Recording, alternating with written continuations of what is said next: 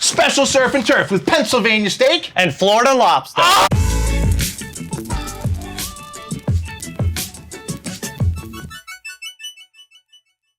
Hey everybody, welcome back to another week of the FOGO Life. As always, I'm your host, Captain Ron, and we have a super special guest with us here. If you've ever been on Instagram, you gotta know who this guy is. This is Will. He's got a great page called Hooked on Barbecue. Will, awesome to have you here, man. Thanks for coming. It's great to be here, Ron. All right, so tell the people where they can find you, what you do, and who you are, everything. I'm Will from Hooked on Barbecue, and you can find me on Instagram at Hooked on BBQ. Yeah. And I love to grill anything, but I really love to grill lobster. Oh, I love to grill steak. You love to grill lobster. There we go. I think we got a match made in heaven here. Now, Will did us a favor. He works with these great people at Halteman Family Meats, and he had these gorgeous cowboy ribeyes sent down. So Will, why don't you tell us a little bit about the meats, who they are, and everything like that too? Definitely. So Halteman Family Meats, they're actually from my hometown of Lancaster, Pennsylvania. Cool. And since all their meat is all local, you know where you're getting it from, the quality is amazing, and I'm excited, Ron, to put this surf and turf to the test. It's gonna be good. We had some of that meat last night and it was absolutely outstanding. So the other thing we're gonna do for you, now Will cooks a lot of lobster. If you've ever seen his page, he cooks a ton of lobster. He's always worked with northern lobster.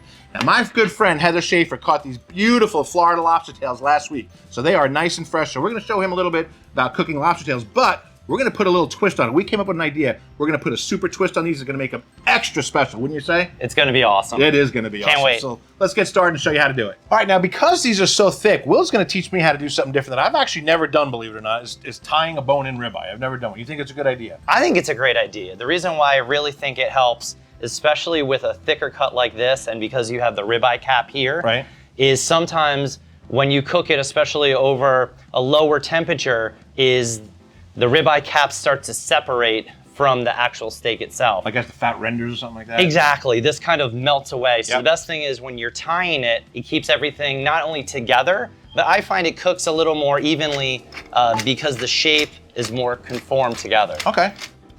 Now, Will, we've got them all seasoned here. Yep. All right, so our next step is obviously we're gonna light some charcoal, we're gonna cook it. Now, how would you normally cook this? I would normally put the deflector plate in. You wanna go indirect heat. Right. And we normally smoke that and then do reverse sear over that hard charcoal. Absolutely.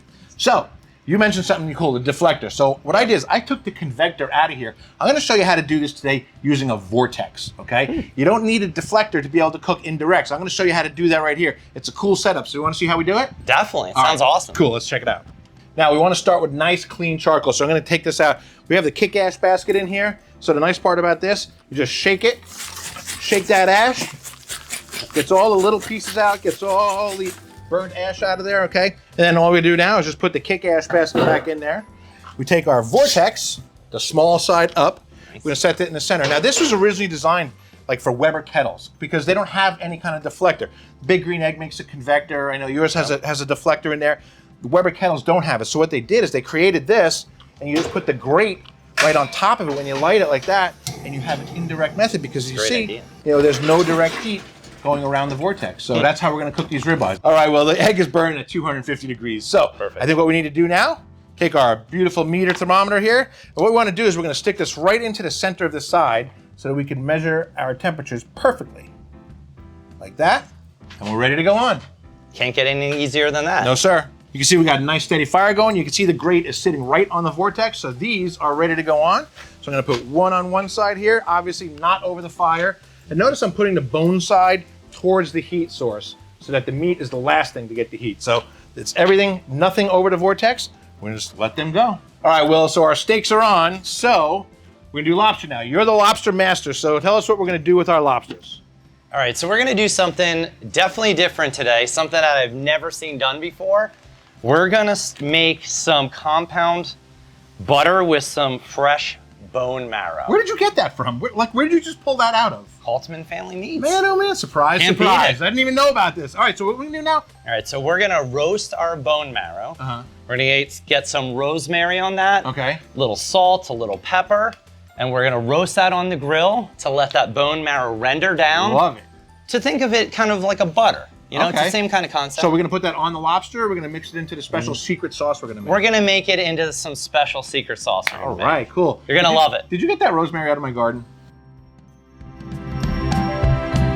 Next thing, lobster tails. Now, the funny thing is, my friend Heather caught these, like I said. You can tell she caught them because they are two very different sized lobsters. So we're gonna cook this one a little bit before we put this one on, right? But Will's gonna show us how to prepare these lobsters. So when I think of grilling lobsters, there's a couple different ways to do it. The most way you see people grill lobsters is they do it called piggyback style.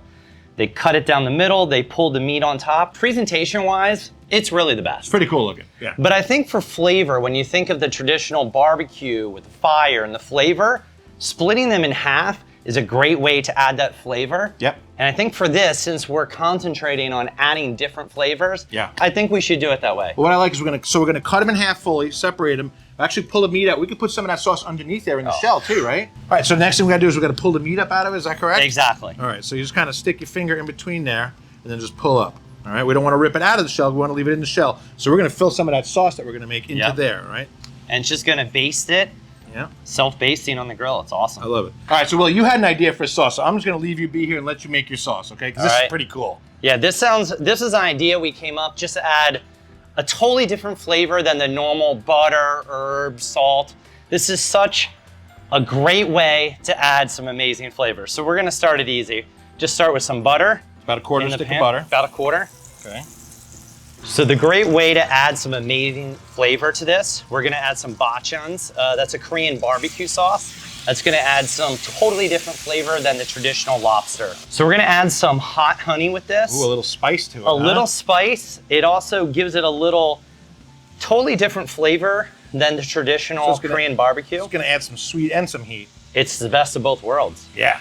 And we just wanna scoop some of this bone marrow in here, right? That's perfect. Can I do that? That's gonna be awesome. All right. And that's gonna give it just an over-the-top flavor. Yeah.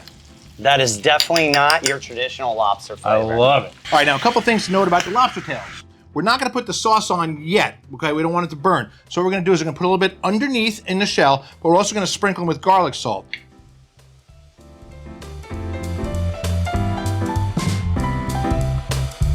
So now we're gonna put a quick coat of this sauce on here on each one. Oh yeah, oh my goodness. All right, our steaks are ready, and we got some bone marrow drippage, so look at that. Wow. Oh my God. Incredible. You want to talk about a heavenly looking steak. That is just gorgeous. Oh, yeah. Oh, wow. So the lobsters are all done. We timed that well. They were actually all done right at the same time. How we did that is beyond me, but we did manage to get all 4 tails done at the same time. That's awesome. Now the moment we've all been waiting for. Steak searing. Fire and steak and meat. All right, so now I want you to get a shot here. The Vortex is burning. We got the same amount of charcoal. We have not added any more. All we're gonna do is one at a time, throw these steaks over here. Now the beautiful part, while those lobster tails were finishing, the steaks actually got their rest time in. So when we pull them off, they'll be ready to go.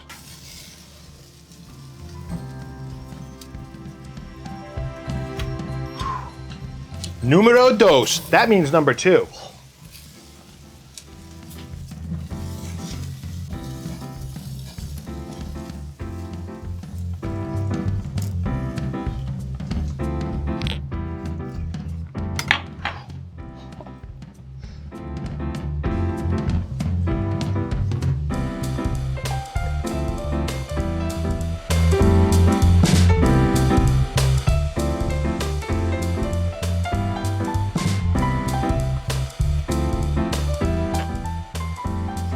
All right, well, so the cooking is all done. That was awesome. Flame show, lobsters, I mean, just awesomeness. So it looks amazing. There's only one thing left to do now. My favorite part, the taste test.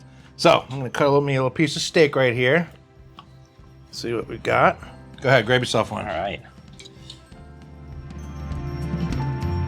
Beautiful pink, coast to coast, I like to call it, edge to edge pink. All right, cheers, my brother. Cheers. Yeah. Wow. Is that using that Vortex to sear it, we seared these for what, 20 to 30 seconds per side. I mean, it was ripping hot. Maximum Flamitude, we like to call it. But it's only now, we've tried the steak, we can't do the lobster disservice, so we have to Gotta do that. I'm curious to see how our special sauce is gonna go here. It's gonna be good. Cheers. Cheers. Oh my God. Wow. If I had a mic, I would drop it. I mean, really. Wow. First of all, you can't beat fresh caught lobster. I mean, you just can't beat fresh caught. Yeah. Thank you, Heather.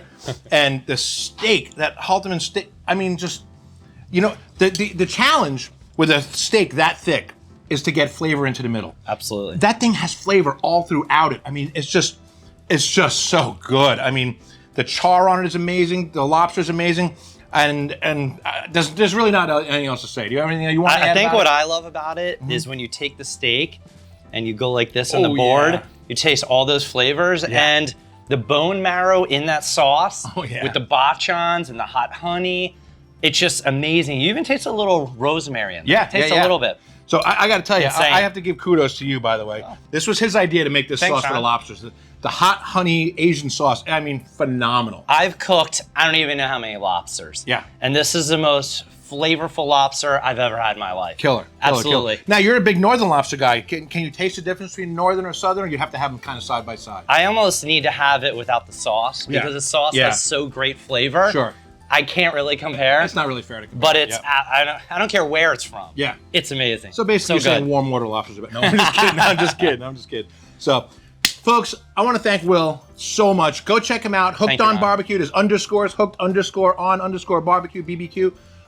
Phenomenal page. You want to see lobster being cooked? That's your guy. We're going to make another video too that's really cool. So this was fantastic. I can't thank you enough for coming out and being here with us today. It's a really great honor to cook with you, actually, and get your lobster knowledge. And I learned something new today. I'm so excited about that. That's what it's all about. Yep. So we're going to go ahead and polish off the rest of this platter together. But I want you to remember to get out and grill. Wait.